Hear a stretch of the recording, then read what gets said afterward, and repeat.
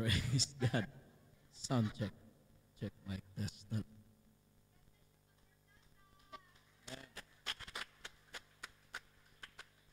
Praise God. We are dismissed in Jesus' name. Praise God. Hallelujah. At tayo po'y nagpapasalamat, mga kapatid, sa kabutihan ng Diyos. Hallelujah. Tayo po ay nandito. Praise God. Hallelujah. Nakarating tayo, mga kapatid, sa biyaya ng Panginoon. Praise God. At sa mga kapatiran po na medyo matagal na yung iba ko nakikita, kasama natin sila ngayon. Praise God. Hallelujah. At atin pong buksan ang ating mga Bible. Praise God. Hallelujah. Ang lahat ng masaya, magsabing amen. Colossians chapter 2, verse 2. Praise God. Colossians chapter 2, verse 2 sa King James Version. That their hearts might be comforted. Everybody say, I want my heart to be comforted. Being knit together in love, and unto all riches of the full assurance of understanding, to the acknowledgement of the mystery of God, and of the Father, and of Christ. Sa ibang salin, mga kapatid, ganito po yung pagkasabi. I want their hearts to be encouraged and joined together in love, so that they may have all the riches of assured understanding and have the knowledge of God's mystery, Christ. Now, if you are going to look at this statement in a simple English term, unlike the King James Version, yet it was the original, ibalik mo nga, sis, praise God, sa CSB. Maliwanag po, mga kapatid, na maabot po natin, praise God, assured understanding kapag ang ating puso po ay merong comfort at saka najuwin po sa pag-ibig. Kung ang ating puso ay walang pag-ibig at magulo ang ating isip, imposible po nating marating itong tinatawag na godly understanding. That kind of understanding in which Apostle Paul said, to the acknowledgement of the mystery of God and have the knowledge of God's mystery, Christ. Sa wikang Tagalog, ganito po ang pagkasabi. Upang mga aliw ang kanilang mga puso sa kanilang pagkakalakip sa pag-ibig at sa lahat ng mga kayamanan ng lubos na katiwasayan ng pagkaunawa. Ang lahat po ba, mga kapatid, ay gustong magkaroon ng tunay na pagkaunawa? Pagkaunawa saan? Upang makilala nila ang hiwaga ng Diyos. Sino ba ang hiwaga ng Diyos? Paano natin maintindihan yan? Sa makatuwid bagay, si Kristo. So ang hiwaga sa Diyos, walang iba, si Jesus. Praise God. I will bring to you a simple topic this afternoon, the acknowledgement of the mystery of God. Praise God. Na makilala natin ang hiwaga ng Diyos. Amang banal na makapangyarihan sa lahat, maraming salamat, Panginoon. Patnubayan mo ang aking bibig, ang aking espiritu, Diyos. Hallelujah. I-bless mo, Panginoon, sa hapong ito na ma-deliver ang iyong salita. Praise God, para kami, Panginoon, ay mabusog, ma-encourage, na ang aming puso magkaroon ng comfort. Hallelujah. At maamin pong maangkin, Panginoon, matanggap, praise God, hallelujah, ang treasures of understanding. Maraming salamat, O Diyos. Hallelujah, na uuwi kami, Panginoon, na maging malakas ang aming pananampalataya.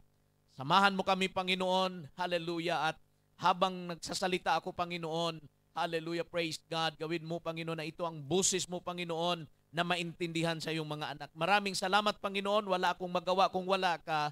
In Jesus' mighty name we pray. Everybody shout amen. Everybody shout, praise the Lord. Praise God. Bago ka uupo, kamayan mo ang iyong katabi, sabihin mo sa kanya, ang hiwaga ng Diyos ay si Kristo. Makakaupo na po tayong lahat.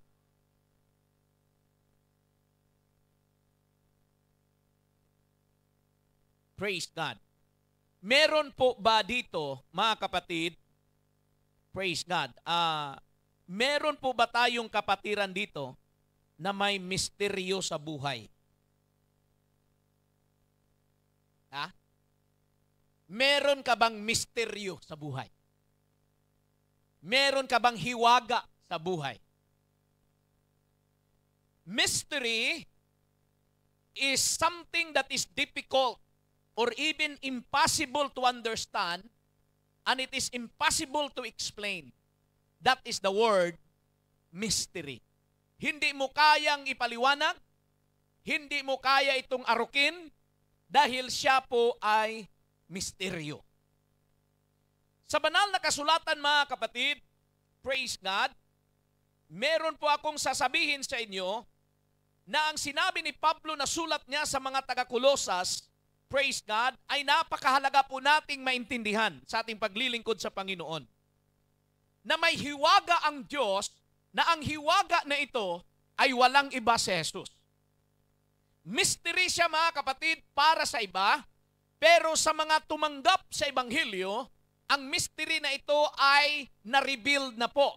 At walang iba ang revelation kay Jesus Christ kung sino talaga si Jesus.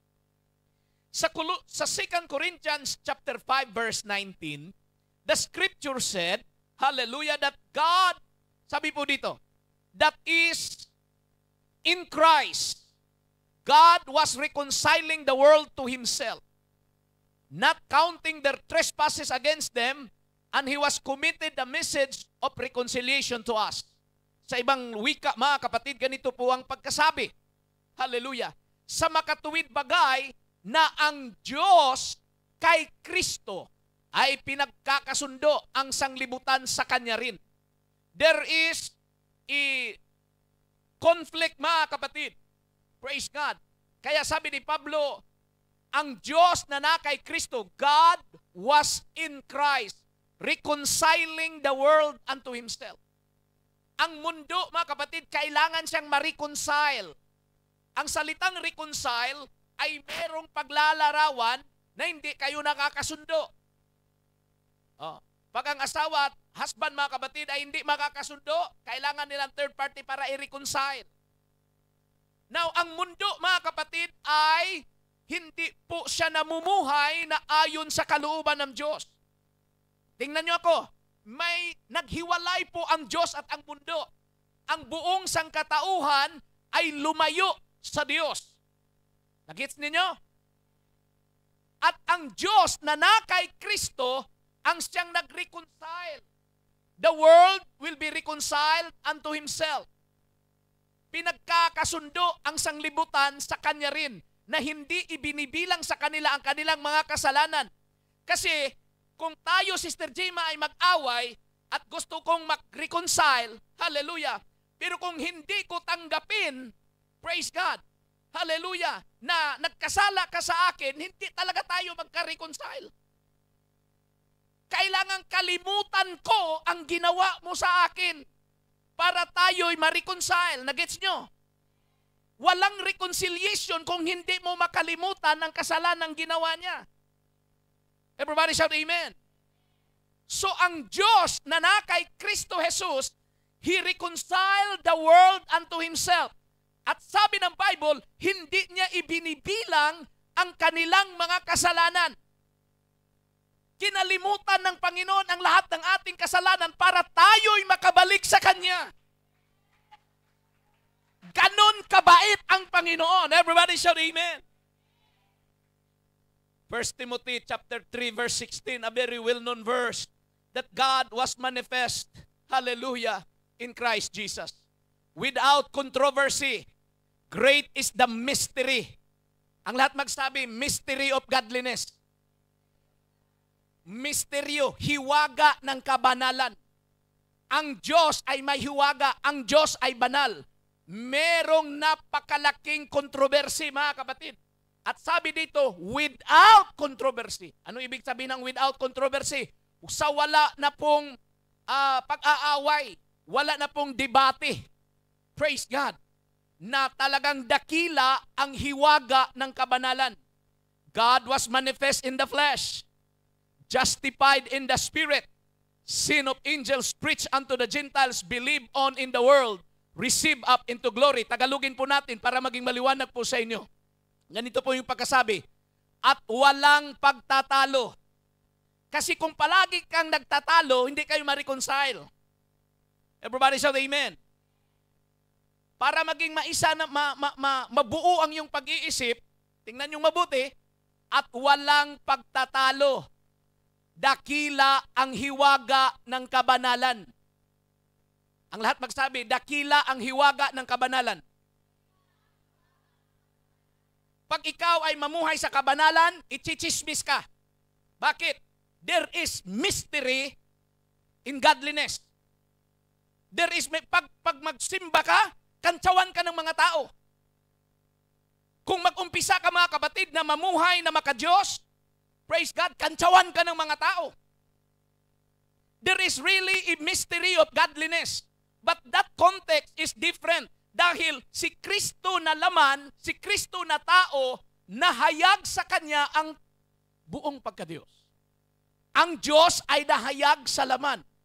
Yaong nahayag sa laman, pinapaging banal sa Espiritu, nakita ng mga anghel, ipinangaral sa mga bansa, sinampalatayanan sa sanlibutan, tinanggap sa itaas ng kaluwalhatian. Yan si Jesus. Ang hiwaga ng Diyos ay si Kristo. Si Kristo ay talagang tao. Si Jesus Christ is a perfect man, yet without sin. Praise God. Na ang hiwaga ng Diyos na kay Kristo, kaya nga sabi ni Pablo sa mga taga-Kolosas, I am praying that your hearts will be comforted. My desire that your hearts will be comforted. Comforted of what? Kasi pag maglingkod ka sa Panginoon, ang daming pagsubok eh. Akala mo pag maglingkod ka sa Panginoon ay talagang happy ka na palagi araw-araw? Hindi. Sabi ni Jesus, hallelujah, if you want to follow me, you must pick up your cross and follow me. May cross na papasanin mo. Iyan ang ayaw natin eh. Gusto natin salary increase, huwag yung ipapasan yung cross. Everybody say, praise the Lord. Hallelujah. Kaya ang sabi ni Pablo sa mga taga-Kolosas na I want you to be encouraged in your heart that you must knit together in love. Na hindi po tayo mag-away-away. Praise God, na tayo'y dapat magkaisa sa pag-ibig. Praise God, hallelujah, dahil yan ang hiwaga ng Panginoon eh. Walang pagtatalo. Anong walang pagtatalo, Pastor? Dakila ang hiwaga ng kabanalan na ang Diyos ay nahayag sa laman. Walang debate po dyan. Everybody say, praise the Lord. Isang malakas pa na palakpak, mga kapatid, ang ating ibigay sa Panginoon. An Apostle Paul, if we are going to go back to Colossians chapter 2, verse 2, you will notice in the scripture, hallelujah, that we need to reach that kind of understanding to the acknowledgement of the mystery of God. Kailangan ma-reach po natin yan. Kailangan maintindihan natin yan. Bakit ako tinawag? Bakit ako mamuhay sa pag-ibig? Bakit kailangan makumport ang maaliw ang aking puso? Sa inyong pagpunta dito sa church, naaliw ba ang iyong puso? O namroblema ang iyong puso? Di ganun lang yun eh. Sa pagpunta mo sa church, naaliw ba ang iyong puso? Kaya meron tayong awitan, meron tayong palakpakan, meron tayong worship, para i-ready ang iyong puso. Anong purpose sa mga preliminaries? Para ang puso nyo ay handa na tumanggap sa salita. Di ba? Mahirap yung grabe nating awit, song leaders, praise God, hallelujah, worship, tapos pagdating sa preaching, natulog ka. Hindi yun ang tama, mga kapatid. Naaliw talaga ang puso ko, Pastor. Nakatulog ako. Hallelujah. Praise God. So, why? Sabi po, to the acknowledgement of the mystery of Christ. Na ma-acknowledge natin. Sa Tagalog, na makilala natin ang hiwaga ng Diyos. Sino? Si Kristo. Praise God. Yan po ang dapat natin, mga kapatid, maintindihan, no? Upang mag-aliw ang kanilang mga puso sa kanilang pagkalakip sa pag-ibig. at sa lahat ng mga kayamanan ng lubos na katiwasayan ng pagkaunawa.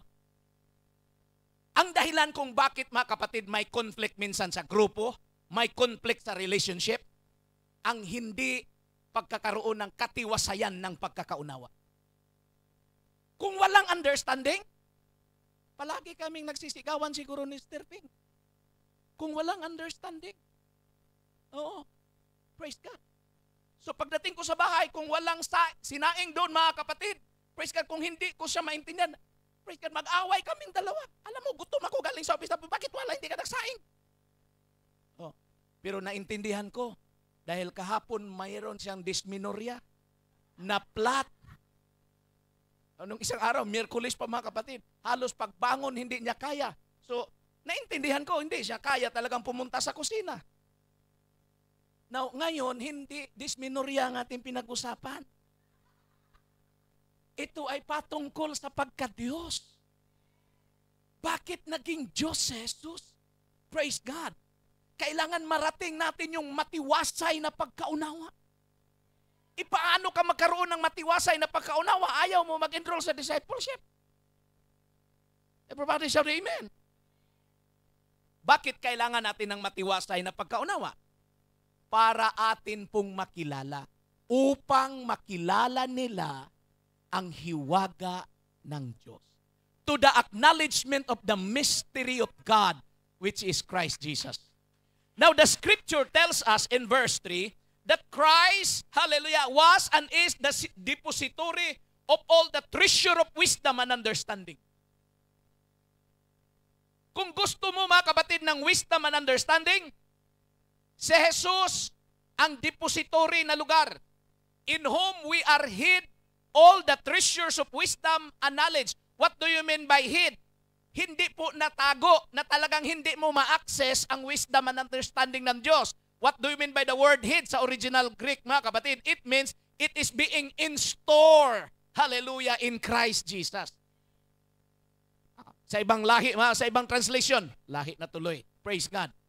In Him, all the treasures of wisdom and knowledge are hidden. Ang salitang hidden, praise God, natago ang lahat, mga kapatid, na kayamanan ng pagkaunawa at kapantasan. Wisdom and understanding natago kay Jesus. At ang salitang natago, Sister Shapno, hindi ibig sabihin na hindi mo ma-access, na hindi mo mahanap. Ang salitang hidden, ibig sabihin na kay Kristo. It is being stored in Christ Jesus. Woo! Sa wikang Tagalog, mga kapatid, meron ba dyan, Sister Jen? Hallelujah. Wala. Kung wala, di wala, mga kapatid. Now, I will tell you why Apostle Paul said this. Bakit sinabi ito ni Apostol Pablo? Para, mga kapatid, kung tayo'y maglingkod ba sa Panginoon, hindi lang tayo uupo pagdating sa church, tapos pagkatapos aalis. Nawala kang ginawa. May ministry po ang bawat isa sa atin. Bakit tayo mag-win ng soul? Dahil naintindihan ko dumating ako sa katiwasayan ng pagkaunawa na ang pagtawag ng Panginoon sa akin, hindi lang tinawag niya ako para ako'y maligtas, tinawag niya ako para gamitin ako sa kaligtasan ng iba. We should come into that kind of understanding. Everybody shout amen. Kung ang husband mo ngayon hindi pa saved, ikaw lang ang saved, hallelujah, bakit tinawag ka? Para maintindihan mo siya. Kung palagi siyang galit sa'yo, kung baba ka lang, bakit? Ikaw ang nakakaintindi sa kanya Hindi mo pwedeng sabihin, Pastor, hindi ko na talaga maintindihan itong husband ko, Pastor. Lasinggero, hindi ko talaga maintindihan. Ano, Pastor, mag-divorce na ba kami? Hindi pwede. Everybody shout amen. Hallelujah. Na siyang kinatataguan ng lahat ng mga kayamanan, ng karunungan, at ng mga kaalaman. Grabe, pag maangkin mo si Jesus, pag magkaroon ka ng relasyon sa Panginoon, lahat ng karunungan, lahat ng kaalaman, ibibigay niya sa iyo. Everybody say, praise the Lord! Kaya walang Kristiyano, Sister Flor, na matagal na sa church, sasabihin niya, Sis, praise God, saan ba mabasa ng kailangan mamuhay ng kabanalan? Ay, wala akong alam. Tanungin mo sa Pastor Plaza. Praise God. Anong ibig sabihin ng ikapo? Ay, wala akong alam. Ano ka bang klase? Diyos na walang alam. Pinahiya mo ang iyong ama na siyang may-ari ng lahat ng kaalaman at karunungan. Everybody shall praise the Lord. Di ba? May magtatanong sa inyo, bakit ka nag-church? Ay, wala akong alam dyan. Hindi, sagutin mo siya kaagad. Oo, maraming sagot niyan eh. Bakit ka nag-church? Hindi mo pa sabihin na, style ko lang. Hindi pwede, mga kapatid. Di ba? Gusto ko lang. Kailangan may rason ka bakit ka nag-church. Baka sa pagrason mo, siya rin makumbinsi na pupunta sa church. Everybody shout amen. Hallelujah. So, the reason why Paul said this can be found in verse 4. And he said, hallelujah, these words. Hallelujah. I am saying this so that no one will deceive you with persuasive arguments. Sinabi ito ni Apostol Pablo, bakit? Para walang madaya sa atin mula sa mga pilosopyang argumento, mga kapatid. Pag-diop mo, mga kapatid, may mga dakti kang kakilala o mga kabayan, taga-probinsya, mga kapatid. Uy, Mari, nandito ka pala sa Hong Kong. Tagal natin hindi nagkita. Magkapidikural muna tayo. Kalimutan mo na yung church mo kasi tagal na natin hindi nagkita. Ako nang bahala sa'yo. Anong gusto mong order?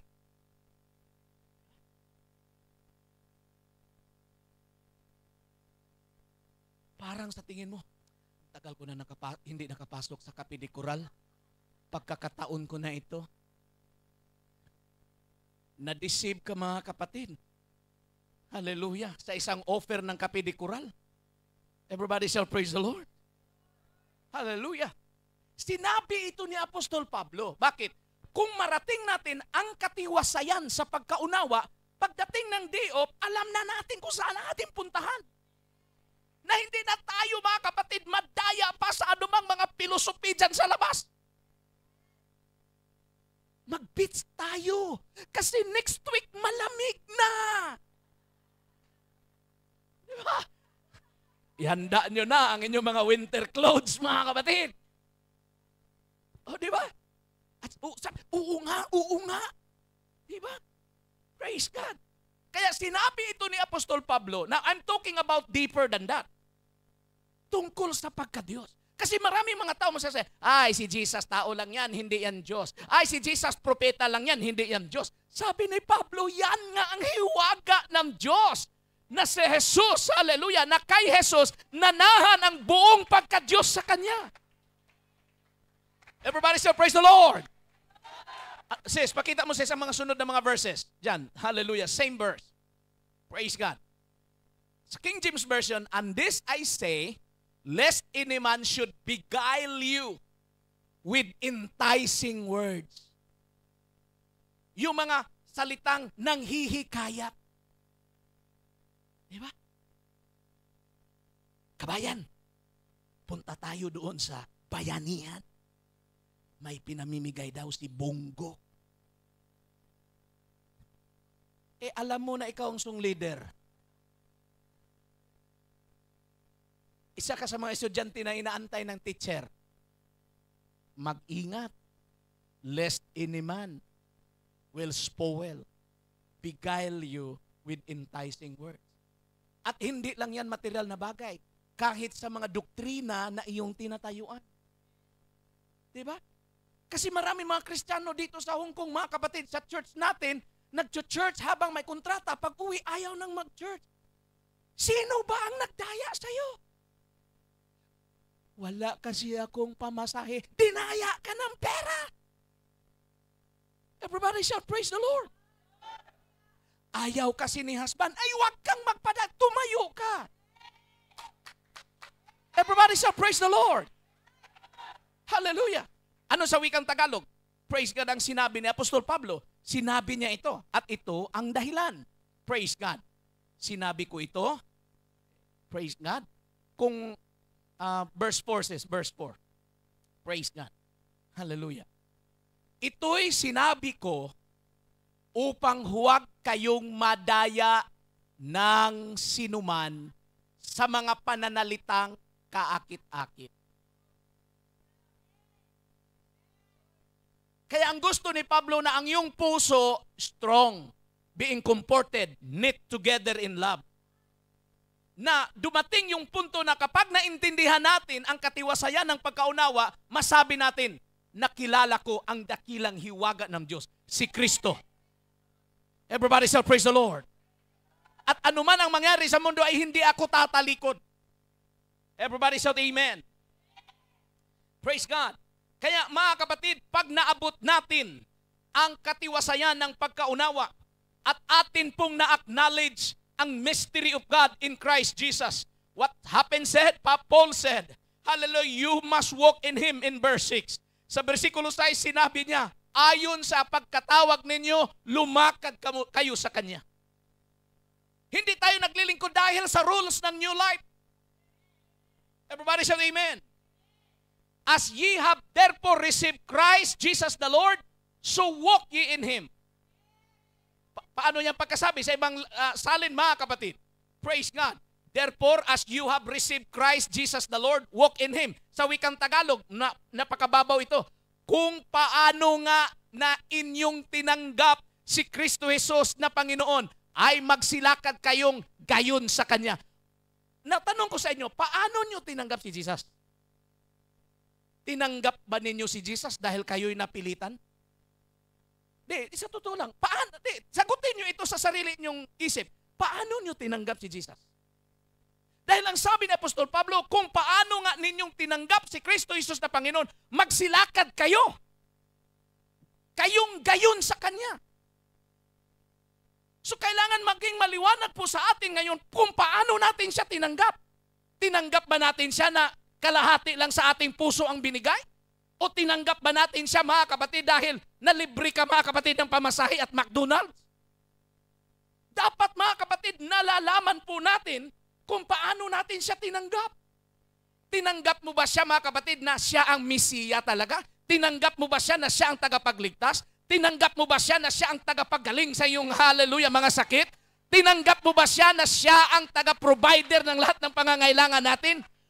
Sabi ni Pablo, kung paano no siya tinanggap, lumakad kayo ayon sa iyong pagkatanggap sa Kanya. Palagi natin sinasabi, God is good. All the time, God is good. Yung iba, nung nagsasabi ng ganun, hindi na nagsilakad eh. Praise God. Kasi ang kanilang pagsabi ng God is good hanggang bibig lang. Hindi nila naintindihan yung matiwasay na pagkaunawa. Dahil once na itaas mo ang iyong kamay, mga kapatid, at pumikit na ang iyong mata, dahil iunor mo siya na siya ang Misaya at Diyos, mga kapatid, sabi ni Pablo, kung ganun ang paraan na tinanggap at nakilala ninyo siya, magsilakad kayo. Anong ibig sabihin ng magsilakad? Magpatuloy kayo hanggang sa wakas. Everybody say, praise the Lord! Hallelujah! At habang tayo, hallelujah, ay nagsilakad hanggang sa wakas, may warning si Apostol Pablo sa verse 8. Itong sinabi niya, beware. Everybody shout, beware. Diba sa mga bahay, sa mga park, beware. Dahil nagpakain daw sila ng mga puwiston sa daga. Beware, may aso nangangagat. Beware. Hallelujah. Sa Christian world, may mga dapat tayong babantayan. Kailangan maging aware po tayo. Kayong mga dalaga, maraming beware sa inyo. Everybody shout amen. Kayo rin may mga asawa, mas marami ang beware sa inyo. Parang nagsisi tuloy Sister Marisa. Hindi. Beware, lest any man spoil you through philosophy, vain deceit, after the tradition of men, after the rudiments. Ano ibig sabihin ng rudiments, Pastor? Base things of the world. Ano yung base things of the world? Mga kalukuhan ba na hindi katanggap-tanggap sa sosyedad? Beware. Okay? And not after Christ. Ganito yun sa ibang translation, mga kapatid, para maging mababaw hanggang sa Tagalog na salita. Ganito po yung pagkasabi. Kayo'y magsipag-ingat. baka sa inyo'y may bumihag sa pamagitan ng kanyang pilosopya. Alam mo sis, yung ikapu, wala na yan. Ganito yun, ganito yun. Alam mo sis, yung holiness, old time yan. Hindi na. Tumitingin ang Panginoon sa labas, sa puso, hindi sa labas. Maraming mga pilosopya ang tao. Diba? Okay lang na iwasan mo yung taong yan. Huwag mong patawarin, basta at peace ka lang. Paano mo gawin yun? Diba? Kaya may beware ang scripture eh. Mag-ingat tayo. Anong ingatan natin, pastor? Hindi lang sa scam. Mag-ingat tayo mga kapatid, baka may bumihag sa pamagitan ng kanyang sariling pilosopya at walang kabuluhang pandaraya. Ayon sa salit-saling sabi ng mga tao. Diba? Sabi ni ano? Yun ang sabi ng aklat na nabasa ko. Sabi ni ano? Kung madala ka sa sabi-sabi, ibig sabihin, yung puso mo hindi nakaabot sa katiwasayan ng pagkaunawa. Na kaya mo palang ibinta si Jesus katulad kay Judas. May Jesus na tayo. Siya ang hiwaga ng Diyos. Bakit nabago ang buhay natin? Hiwaga talaga, pastor. Hiwagang hiwaga. Bakit nabago ang ugali ko? Kasi pag nandyan na si Jesus sa buhay mo, mahiwaga talaga ang buhay mo. The world cannot understand. The world cannot explain. Bakit ngayon masayahin ka na? Dati hindi ka masayahin. Ang problema, kung dati masayahin, ngayon hindi na. Yan malaking problema. Sino bang nagdaya sa inyo? Everybody shall praise the Lord. Ayon sa mga pasimulang aral ng sanglibutan at di ayon kay Kristo. Lahat ng ginagawa natin dito sa church, pagpalakpak ng kamay, ayon ba yan sa Bible? Yes. Ang pagsigaw ng hallelujah, ayon ba yan sa Bible? Yes. Hallelujah. Ang pagsuot ng modest apparel, ayon ba yan sa Panginoon? Yes. Ang pagpakumbaba, ang pagrespeto sa kapwa, ayon ba yan sa katuruan ni Kristo? Yes. Ang pagsamba sa panahon ng tingsamba, ayon ba yan sa Diyos? Yes. Ayon yan sa Diyos. Ang pagkimkim ng galit, alam ko, pastor, naintindihan ako ni Lord. Hindi na yan ayon kay Lord. Pag nagkimkim ka ng galit. Amen. Lalo na kung meron tayong kaplastikan na ugali. Smile dito, pagtalikod ay hindi pala yun smile. Mga katuruan na hindi na po ayon kay Kristo, ang sabi ni Pablo, beware. Because once, ito po, makinig kayo sa akin, once you acknowledge the mystery of God, that's the end. That's it. Nobody can move you. Hallelujah. Nobody, praise God, hallelujah, can stop you. Once you acknowledge the mystery of God, which is Christ. Kapag nakilala mo na ang dakilang hiwaga ng Diyos na si Jesus, hallelujah, no one can stop you, mga kapatid, na siya'y sambahin, mahalin, at sundin ang kanyang kalooban. Everybody shout, amen. Alam nyo ba mga apostolis nung nakilala nila kung sino si Jesus? They were willing to give their life for the cause of the gospel. Kaya nga ang sabi mga kapatid ng mga analyst, kung kaya nilang ibuhis ang kanilang buhay, praise God, kay Jesus, nung nakita nila siya mga kapatid na muli siyang nabuhay mula sa mga patay, praise God, hallelujah, yan ang proof talaga, hallelujah, na ang mga apostolis ay nakarating sa pagkaunawa mga kapatid kung sino si Jesus. Luke chapter 24, praise God, hallelujah, verse 45, kung hindi ako nagkamali mga kapatid, praise God, sinabi ng scripture na binigyan sila ng Diyos ng pagkaunawa. Hallelujah. Anong ibinigay sa kanila? Pagkaunawa. Na maunawaan nila mga kapatid ang mga kasulatan. 24 verse 45. Pakita mo sis. Hallelujah sa screen. Baka nag-iisip kayo, pastor, naintindihan kaya ng mga apostoles na ang bautismo in Jesus' name talaga? O titles? Tingnan nyo mga kapatid ng scripture. Then open he their understanding that they might understand the scripture. Binuksan ng Diyos. Si Jesus mismo ang nagbuka sa bawat utak at pagkaintindi ng mga apostoles. para once na buksan nila ang scripture, maintindihan nila ang scripture. Oh, nung binuksan ng Diyos, mga kapatid, ang kanilang pagkaunawa, naintindihan nila ang scripture. Verse 46 to 47 says, praise God, the same chapter. Magbasa tayo mga kapatid.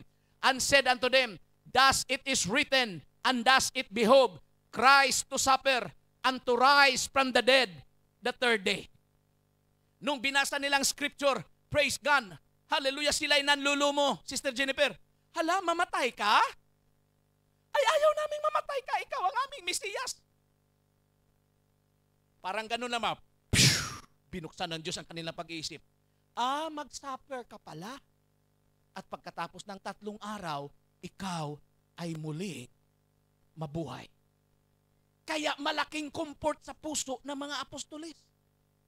Pagdating ng verse 47, anong sinabi ni Jesus sa kanila? Praise God.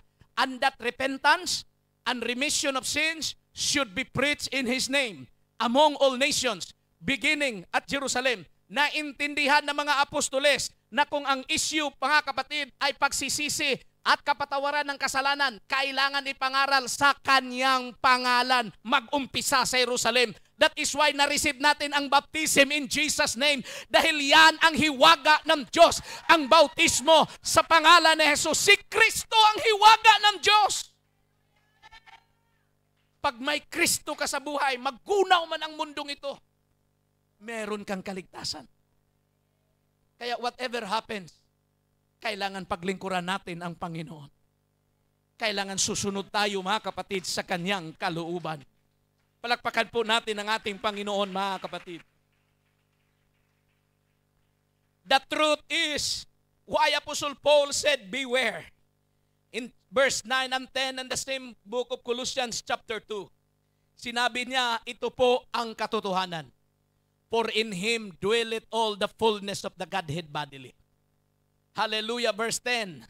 Praise God. And ye are complete in Him, which is the head of all principality and power. Look at me. Look at me on the screen. You are complete in Him. So kapag naintindihan natin, pag na-acknowledge natin ang mystery of God, which is Jesus Christ, pag natanggap mo siya, pag winelcome mo siya sa iyong buhay, kompleto ka na, mga kapatid. You are complete in Him. Hallelujah. Which is the head of all principality and power. Sa Tagalog says, praise God, ganito po yung pagkasabi sa verse 9. Hallelujah. Okay, sa Tagalog. Hallelujah, Jesus. For in Him, the entire fullness of God nature dwells bodily. Yung buong kapuspusan. Ganito. Sapagkat sa Kanya'y nanahan ang buong kapuspusan ng pagka-Diyos sa kahayagan ayon sa laman. Si Jesus, makinig kayo, Jesus is not in the Godhead, but the Godhead is in Jesus. Ang buong pagka-Diyos nanahan kay Jesus ayon sa laman. Si Jesus, hindi siya 1/3 of a God. He is not just a part of a God, but He is the fullness, hallelujah, of the Godhead that dwells bodily in Christ Jesus. Basahin natin sabay-sabay. Sapagkat sa Kanya'y nanahan ang buong kapuspusan ng pagka-Diyos sa kahayagan ayon sa laman. So kung tingnan mo si Jesus ayon sa laman, siya ay tao. Pero ang buong kapuspusan sa pagka-Diyos nanahan sa Kanya. Kaya pag tinanggap mo si Jesus at tinanggap mo siya na siya ang Diyos at wala ng iba, anong sabi ng verse 10? Kompleto ka na. O, tingnan nyo mga kapatid, sa Kanya, tayo po ay kompleto na. Pakita mo sis, verse 10.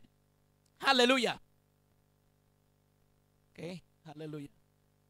At sa Kanya, kayo'y napuspos na. Siya'y Pangulo ng lahat ng pamunuan at kapangyarihan. Kaya hindi na tayo natatakot ng mga diablo, mga diwindi, mga masamang espiritu, mga demonyito, mga demonyita. Hindi na tayo natatakot. Oh, dapat kang matakot sa amo, wag na mga demonyito, mga demonyita. Baka ma-terminate ka. Everybody shall praise the Lord. Kaya hindi na tayo natatakot. Bakit? The head of the principalities and powers is Christ Jesus na nanahan sa puso natin. kayo'y napuspos na. Hindi sinabing kayo'y mapuspos pa. Na, ang ginamit. Kayo'y napuspos na. So kung tinanggap mo si Jesus, huwag mong sabihin mga kapatid that you are empty, that you are nothing. Hindi alam ng mundo kung sino ka talaga. Ang alam ng Hong Kong, kayo'y OFW. Pero ang alam ng langit, ikaw ay anak ng kataas-taasan. Shall we worship the name of the Lord? Hallelujah!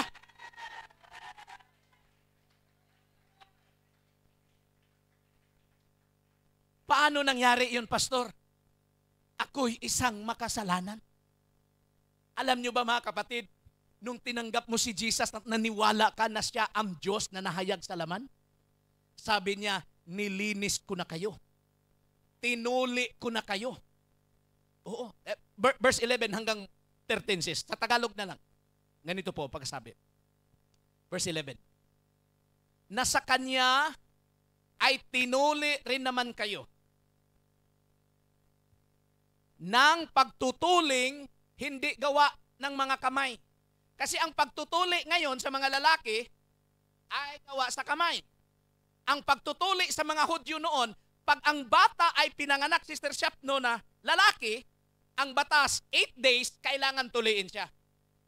Kasi kung hindi siya tutuliin, papatayin siya ng Panginoon. Out na siya sa covenant family of God. Yan ang batas ni Moses. Ang pagtutuli means a sign of a covenant. Everybody shout amen. Ang pagtutuli sa mga lalaki sa Pilipinas ngayon is for health purposes. Wala namang covenant yan. Wala yang connection sa kaligtasan sa langit. Pero sa mga Hudyo nung lumang tipan, napakahalaga po yan, Sister Liti. Pero pagdating sa New Testament, may pagtutuli ang Diyos, Sister, praise God, na hindi gawa sa kamay. Hindi na po kamay, mga kapatid, ang ginamit niya para tuliin ka. Sabi ng Bible, na sa Kanya, hindi sa iba, sa Kanya ay tinuli rin naman kayo sa pagtutuling hindi gawa ng mga kamay, sa pagkahubad ng katawang laman, sa pagtutuli ni Kristo. Once na pumasok si Jesus sa puso mo at ang Kanyang Espiritu, tinutuli niya mga kapatid, tinatanggal mga kapatid, hinuhubaran niya ang iyong laman, lahat ng pita ng laman, lahat ng bisyo sa buhay, tinutuli niya, tinatanggal niya mga kapatid. Everybody shout amen. Verse 12. Ano sabi ng verse 12? Tingnan niyo ang screen. Hallelujah. Na nangalibing na kalakip niya sa bautismo. So, kung ikaw ay tinuli ni Jesus na hindi sa kamay ng tao, hallelujah, lahat ng pinutol niya sa buhay mo, lahat ng lumang pagkatao mo, ay inilibing na kasama sa bautismo. Dahil gusto ko maintindihan nyo ito mga kapatid. Kailangan maintindihan natin ng mabuti para tayong mga bautismado, hindi na tayo mag-backslide. Na hindi na tayo hihinto. Kasi kung hihinto ka, pa-backslide ka pa, ang tagal mo nang nabautismuhan, ibig sabihin, hindi mo naintindihan. So the church, this preaching is designed, hallelujah, I know that this is the will of God na marinig nyo ito, mabasa nyo ang scripture, para pagdating sa mga pagsubok, someday mga kapatid, pag dumating ang tribulation sa buhay, hallelujah, we will not be moved. Hindi na tayo nauuga sa anumang hangin ng doktrina at turo sa sanglibutan. Everybody shout, praise the Lord. Dito natin makikita gaano ka-importante yung bautismo nyo. Yung bautismo nyo, hindi yung papapicture para sa FB. Hindi. Sabi dito, na nangalibing na kalakip niya sa bautismo, na kayo na may muling binuhay na kalakip niya sa pamagitan ng pananampalataya sa paggawa ng Diyos na muling bumangon sa Kanya sa mga patay. Ito po ang maliwanag na mensahe. Kung ikay nababago, merong isang gumagawa. Sinong gumagawa? Sa pananampalataya natin sa Diyos. Ang Diyos ang gumagawa. Kaya meron tayong awit. Though I cannot see Him, yes, He is still working. Though I cannot feel, He is still working. This is the work of God in your life. Gawa ito ng Diyos. Kung baga, ganito mga kapatid. Kung ang buhay natin ay parang bahay, kailangang i-renovate, kailangang i-repair. Ang Diyos na po ang mag-repair. Pero bakit may mga kapatirang hindi pa rin na-repair? Ang dahilan, ayaw nilang magpa-repair. Ang Diyos na sa loob, nakikita ng Panginoon kung ano yung mga butas-butas ba. Nakikita ng Panginoon kung ano yung mga marupok na naparti sa ating buhay. At makarinig ka mga kapatid ng mga preaching at pagtuturo na parang iniisip mo, ako mga pinatamaan ni Pastor Plaza nito. Hindi. Siya nananahan sa loob, nagsasuggest siya. Yung ugali mo, baguhin na natin. Yung kusina ng yung buhay, hindi maayos. Everybody shout amen. Yung kwarto ng yung buhay, hindi maayos. Yung pag-iisip mo, puro na mga malalaswa. Baguhin natin. Ano sabi ng Bible? Sa pamagitan ng pananampalataya sa paggawa ng Diyos. Gumagawa ang Diyos. God is working inside of us. The only problem is we are not sensitive to the work of God in our life. Everybody shout, praise the Lord. And the key of that is the acknowledgement of the mystery of God. Acknowledgement. Kailangan makilala mo yung dakilang hiwaga. Panginoon, kung hindi ka tinatanggap ng ibang mga bansa, Panginoon, ako'y naniniwala, buong puso, na ikaw ang Misaya. Ikaw ang Diyos na nahayag sa laman. Ikaw ang berbo na nagiging tao. At once na i-declare mo yan, ipakita mo sa mundo na talagang ikaw yung taong hindi na madadaya sa anumang mga pilosopya, mga kapatid. Praise God ng mga salita ng tao. So, ngayon, naintindihan. Kaya, alam nyo mga kapatid, hindi problema sa mga group leader pag naintindihan mo ng scripture eh. Oo, sa totoo lang. Hindi ka na pwedeng ipalo up. Pag naintindihan mo ang scripture, hindi ka na dapat ipalo up. Pag naintindihan mo ang scripture, hindi ka na dapat pangaralan ng giving. Pag naintindihan ng scripture, hindi ka na dapat pangaralan ng pagpakumbaba. Kasi naintindihan mo na eh. Pero bakit nangangaral ka dyan, Pastor Plaza? Ang ibig sabihin, hindi ko naintindihan. No, ito po'y pagpaalaala.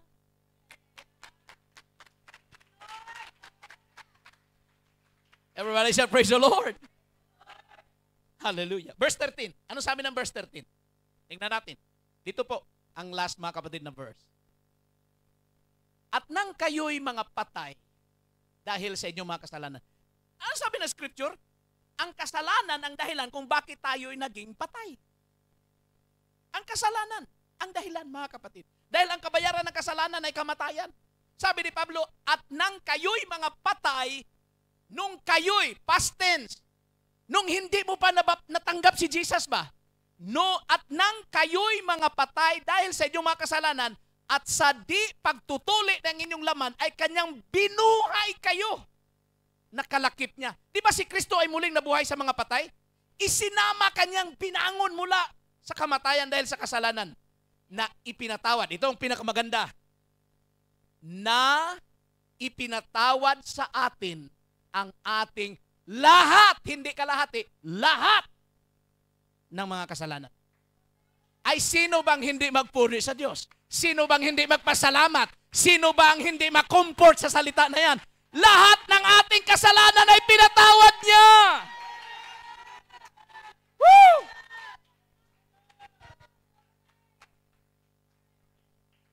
Paano mo i-define ang lahat? Basta lahat, pastor. Lahat.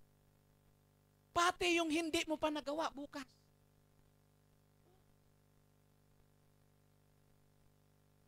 Kung magkamali ka bukas, lahat, pinatawad na yun. Oh, hindi mo pa nagawa bukas. Bakit? Araw-araw ka humingi ng tawad. Lord, patawarin mo ako. Pagising mo sa mga... buong gabi natulog ka, pero pagising mo sa... Lord, patawarin mo ako. Ano bang kasalanan nung kayo yung natulog? Humilik? Kasi tayo mga kapatid ay very tayo, di ba? Lord, patawarin mo ako, linisin mo ako, Panginoon. Kagigising mo lang sa umaga. Wala ka pang nagawa. Hindi pa kayo nagkasalungat ni Amo sa mga gawain dyan sa kusina.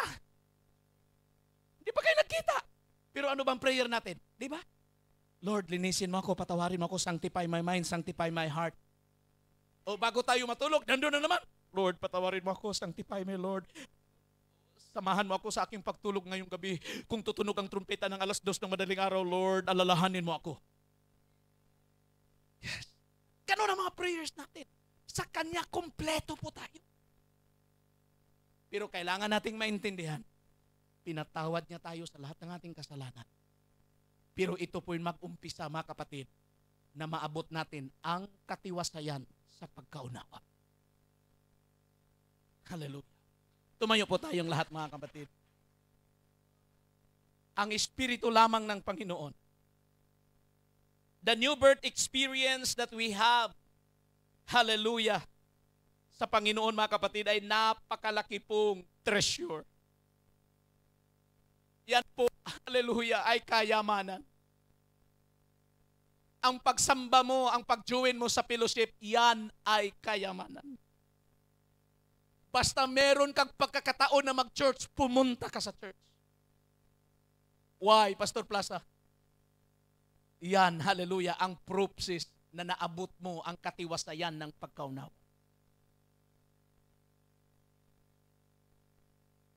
Alam nyo ba na ang ating Panginoon ay malapit ng babalik? Kung kayo po'y nagsusunod sa balita sa Middle East, merong covenant of peace na sinasign, mga kapatid, si Trump at ang lahat ng mga Arabic leaders. Hindi natin alam kung ito na ba ang covenant ng Daniel 9:27 na sinasabi ng Scripture. At kung makita natin ito, mga kapatid, bilang na lang po ang mga taon na ang Panginoon ay kukunin niya ang church. Darating ang mga pagsubok sa mundong ito. Within fact, the Scripture said, earthquakes in diverse places, wars among nations, famine, pestilence, death. And these are just the beginning of sorrows. The word sorrow there is not sorrow, mga kapatid, in English original term. The word sorrow there is birth pain. Yung malapit, kapag ang babae ay malapit ng mga anak, anong tawag doon? Nagli-labor. Merong stages ang labor. Kaya tinatawag din sa doktor, diba? I-IE nila kung ilang inches na, mga kapatid, ilang cm na lang ganon. Praise God. Dahil lalabas na ang baby. Pero pag malapit nang lumabas ang baby, ang intense pain, ang agony, mga kapatid, ay napakatindi. Kayo mga nanay, makapag-explain na ganyan. Yan ang sinabi ni Jesus. If you can see earthquakes in diverse places, then that is the beginning of the birth pain. Yung nagli-labor na, mga kapatid, malapit na siyang babalik. Lalabas ang Panginoon na nakasakay sa alapaap. Bababa siya, mga kapatid. And that is the hope of the church. If you are not yet baptized in the name of Jesus, get baptized in the name of Jesus. Why? That is the mystery of God in Christ. Siya ang Diyos na nahaya sa laman. At kung ika'y bautismado na, nakareceive ka na ng Holy Ghost, wala na pong panahon na atras. Wala na pong panahon, mga kapatid, nahihinto. Bible school student, just continue. Discipleship student, just continue. Teachers, just continue. But did you understand why God calls you? Sa 3rd group, I challenge you. Magdala tayo ng mga bisita. Mula sa Wednesday, Thursday, Friday, mga kapatid, praise God. Kahit kunti lang ang mga grupo na yun, hindi nawawalan sila ng mga bisita, mga kapatid. At challenge everybody. Let us change gear, mga kapatid.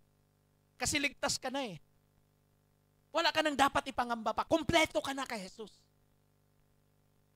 But I want you to understand something. I want others to be saved.